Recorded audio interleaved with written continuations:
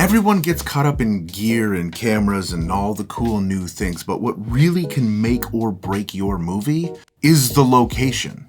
This all starts with what we call a location scout. If you've never done a location scout before, don't worry, that's exactly what this video is. You'll see chapter markers in the playhead beneath me. You'll see them also in the video description below, as well as the free guide for location scouting, which we're going to talk about in this video.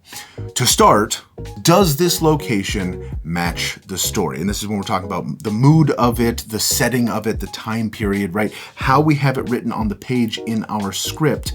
Is that reflected in reality? Or how closely is it reflected in reality? The closer we can get in the real space, the less we have to do to dress it or make it feel the way that we want to, the easier it's going to be to make that location work for our movie.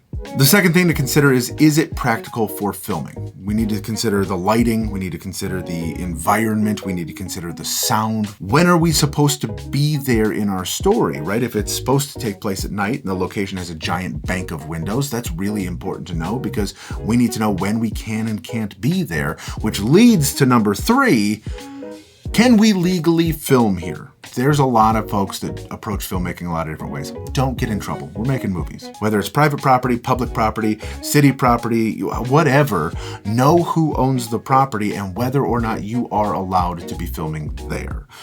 Guerrilla filmmaking's cool until it results in jail time. Don't do that. Be smart. Make sure you're allowed to be wherever it is that you're planning on filming. When we talk about how we actually do a location scout, it starts, of course, with the script.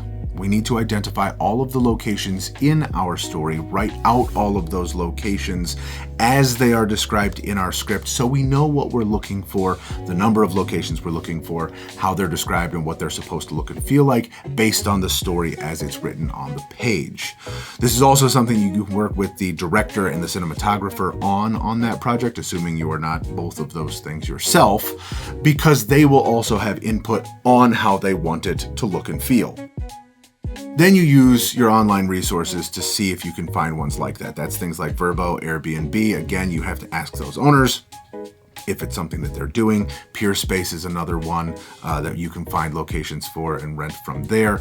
Using Google Maps, Google Earth, finding the right areas and the locations, businesses, business owners, that kind of thing. But identifying places as a starting point that you can then begin to reach out to. In Lightly Ghosted, the whole movie takes place in one location, and that location is in a giant old haunted mansion. If we didn't have a giant old haunted mansion, we don't have a movie. For us, we found it in network. So I reached out online and I said, hey, I'm looking for this kind of a location. I had a lot of people reach back with a bunch of different options. We talked to a bunch of different property owners about their location, and we landed on the one that we ended up filming at after we did a location scout to make sure that it worked for our movie. There are also professional location scouts and location managers that exist. You can probably find local film hubs and see who in your area is doing that. And those are people who are great resources, A, because they know all of the places around that you can film, and B, they usually have working relationships with the people who own or manage those properties. So if you can't find one on your own, see if you can find a location scout or a location manager in your area that can help assist you with that. You never want to book a location, ever, without walking it and seeing it for yourself in person. That is absolutely paramount and crucial to making sure that we're getting what it is that we want. So schedule a time, give yourself enough time, depending on the size and the space of that location, to thoroughly go through that place with the checklist provided below, so that way you can get a firm understanding of whether or not that location is going to work. But you have to look at it first. Lighting in your locations is also crucial, and the biggest light that we have available to us that we don't have to pay for is the sun. So if we know where the sun is when we're going to be in a place, we're going to know how that is going to affect our lighting at a given time of day for whatever it is that we're filming. But knowing the lighting of our sources, our practicals, and our studio lights is super important. Sources, we call this God's light. These are the lighting areas, windows, open doors, doors, skylights, this kind of thing, the light that we don't have control over. Practicals are lights that are in the space already. These are going to be lights like ceiling lights, house lights, that kind of thing. If there's already lamps and sconces and things, those are all practicals because they all exist. And then of course the studio lights are lights that we would then need to bring in to motivate, enhance, direct, or otherwise alter to make it look and feel the way that we want to. But we need to kind of get a good sense for that in that location scout of knowing kind of how light behaves in the space and then what we need to do to be able to get it to be what we need it to be. Testing sound is important because we need to know the environment that we're in. Just take a moment. When you're in the location, sit in some silence. Listen to how the room is. Can you hear the HVAC? Is there a ticking clock? Is there busy traffic outside? Is there a plane overhead? Just listening to the room or the space that you're in is going to inform how that room behaves. In addition to that, I will clap my way or snap my way through a room. So I will go into a room, snap like that, or clap, listening for reverb or for echo or for how bright or active a room is. The more active a room is, the more of that echo that you get back, the worse it's for your audio, or the harder it will be to capture audio. Doesn't mean you can't use the location, but we're just going to need to mitigate some of that sound with noise blankets or with some set design to be able to kind of get our room enclosed a bit more so it's not quite as loud. Logistics are everything. So when we're thinking about this, like, is there parking? If there is parking, is there enough parking? Is there a secure area that we can put our equipment? Are there bathrooms? Cannot stress that enough. Make sure that there are restrooms for people to use. Is there an area where you can have your equipment that's away from everything? Do we have a place for hair and makeup?